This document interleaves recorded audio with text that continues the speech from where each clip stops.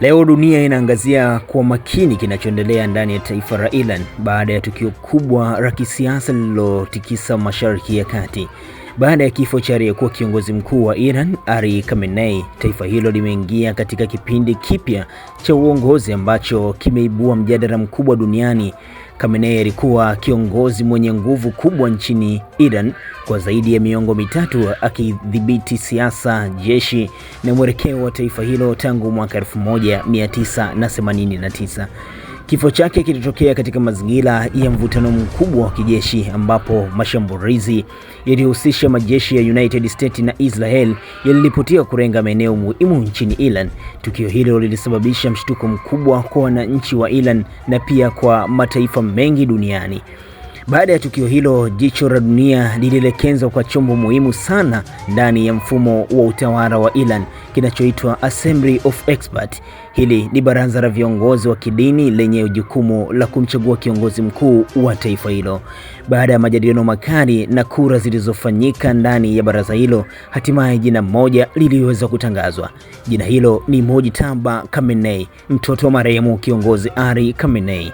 Mojtaba Khamenei mwenye umri wa miaka 56 sasa ametangazwa rasmi kuwa kiongozi mkuu mpya wa Iran, akichukua nafasi ya baba yake katika kipindi ambacho taifa hilo linakabiliwa na mvutano mkubwa wa kisiasa na kijeshi.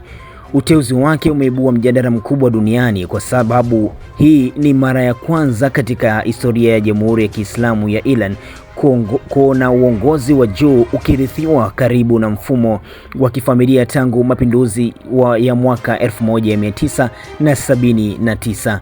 Kwa miaka mingi, Mojtaba Khamenei amekuwa akitajwa kuwa mmoja wa watu wenye ushawishi mkubwa ndani ya siasa za Iran, hasa kutokana na ukaribu wake na jeshi lenye nguvu la Islamic Revolution Guard Corps, ambalo lina nafasi muhimu katika ulinzi na siasa za taifa hilo.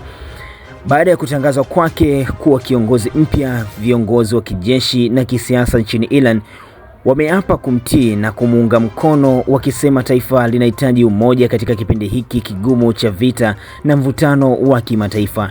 Hata hivyo, uteuzi huu haujakosa sana wakosoaji.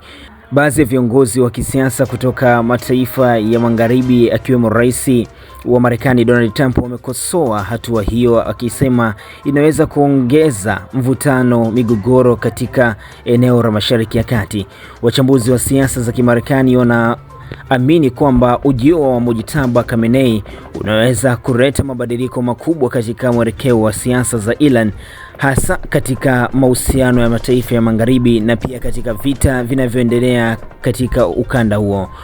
Kwa sasa dunia zima inaendelea kufuatilia kwa karibu zaidi hatua za kiongozi huyu mpya, huku maswali mengi yakibaki hewani.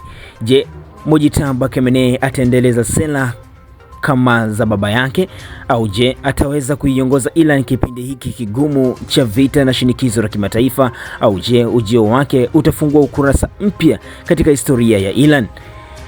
Kama ndio kwanza unajiunga nami, ni kuombe tugusa alama ya neno subscribe ili tuko wanafamilia, na unaweza kujibu maswali haya hapo chini kwenye uwanja wa comment.